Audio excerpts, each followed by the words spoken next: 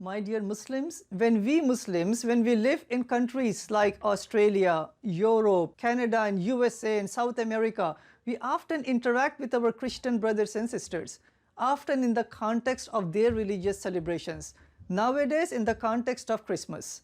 So how should we behave? Suppose if they invite us to the Christmas celebration, suppose if they greet us with the greeting of Merry Christmas, how do we respond? Do we just remain silent? That looks very awkward. What should we do?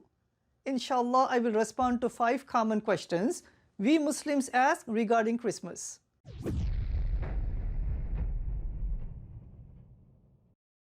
Question number 1.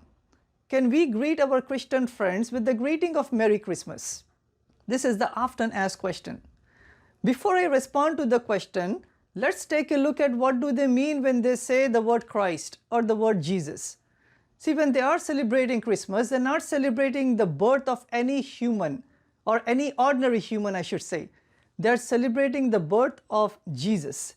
And Jesus, according to them, is divine. He is God. He is Allah.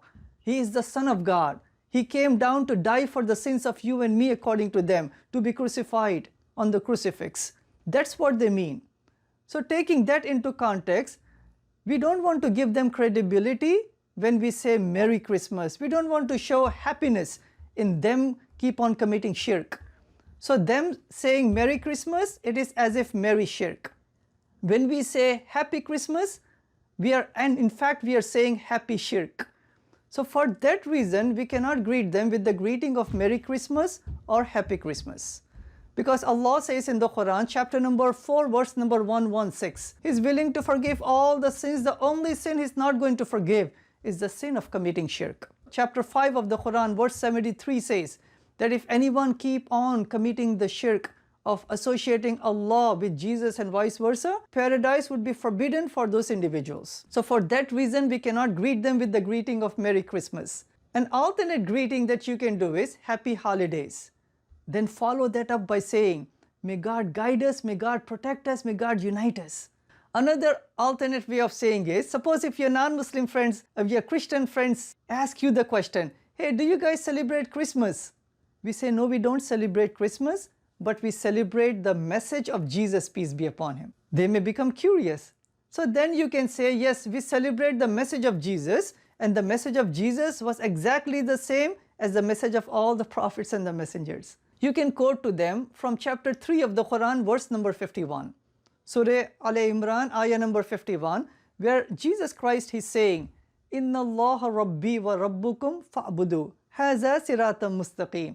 Verily Allah is my Lord and your Lord. Worship Him alone, and that is the straight path. Question number 2, can we attend their Christmas parties? I would highly discourage any Muslim for attending the Christmas parties. Because in the Christmas parties, there may be free mixing, there may be drinks, there may be breaking of the bread, drinking of the wine that symbolizes eating the body of Jesus and the blood of Jesus. They're singing hymns, they're doing rituals. We cannot attend and take part in any one of them.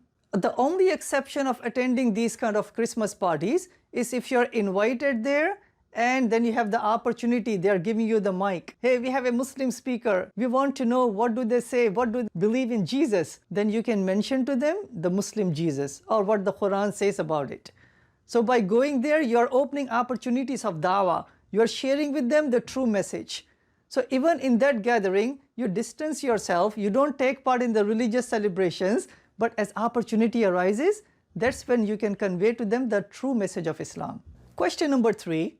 Can our new Muslim brothers and sisters, our reverts to Islam, can they attain the parties, the Christmas parties, invited by their own family members, by their mom and dad, for example, or sister, brother, extended family members? Can they attend these kind of Christmas parties? I would highly encourage them to go and attend these parties. Because by attending the parties, you are giving the perception that yes, you are still their brother, their sister, their mom, their dad, their spouse. You want to give that impression to them. Islam came to unite people and not to separate people. However, right, as you go there, again, as I mentioned in my previous answer, you cannot be part of their religious celebrations. For example, opening the Bible, singing of the hymns, praying in the name of Jesus, breaking the bread, eating the pork, or drinking the wine.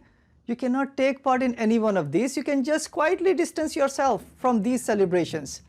You can still be part of the room, but in a distance, but still have a smile on your face. Meet them, socialize with them, greet them, hug them, exchange them holiday greeting and holiday gifts.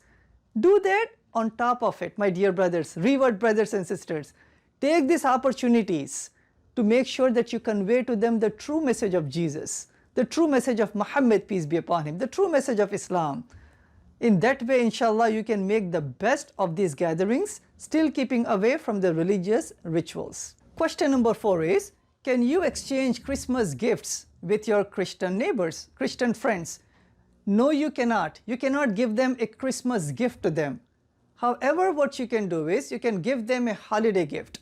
But don't limit the holiday gift only around the season of Christmas. Give them holiday gifts all throughout the year on random times. So it should not appear as if you're singling out Christmas to give them the gift. Number 1. Number 2, it's important, as you're giving the gift, make sure you don't say a Christmas gift. Just say it is a holiday gift. Number 3, insert in there, in the gift somewhere, maybe a brochure about Jesus, peace be upon him. Maybe a small, 1-minute card about Jesus, peace be upon him. Or some hadith about the rights of neighbors, the respect, the responsibility of Muslims towards the neighbors.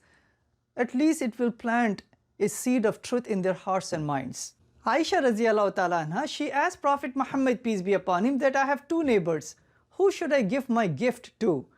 Muhammad, peace be upon him, he said, the neighbor who is the closest to you. See, so giving gifts to the neighbors, even non-Muslim neighbors, not only is allowed, it is an important encouragement in Islam. What happens is, it softens the hearts between the 2 neighbors. Inshallah, they will be more receptive to the message of Islam. So for all of these reasons, giving of gifts are important, but not a Christmas gift, but a holiday gift and randomly given all throughout the year. Can Muslims bring a small Christmas tree and put it in the corner so the kids can have fun? Can they do that? I would say definitely not. Because first and foremost, we are imitating those people who are committing shirk. Secondly, this is how innovations they start. With the sake of fun, having a good time. These are harmless. These are the reasons and the excuses people give. Historically, this is how innovation started in religion. Keep away from that. Alhamdulillah, Allah subhanahu wa ta'ala has given 2 excellent holidays, the Eid al-Adha and Eid al-Fitr. Have celebrations during that time based upon the Quran and the Sunnah. So anything that we do, not only the intentions have to be pure, the methodology also has to be pure. The methodology also has to be based upon the Quran and the authentic Sunnah of Prophet Muhammad, peace be upon him. I pray to Allah that He may protect us and guide us on the Quran and the Sunnah of Prophet Muhammad, peace be upon him. And may Allah make it easy for us and unite us and give us hikmah so we can convey the true message of Islam, the message of peace with all of humanity. Assalamu alaikum wa rahmatullah.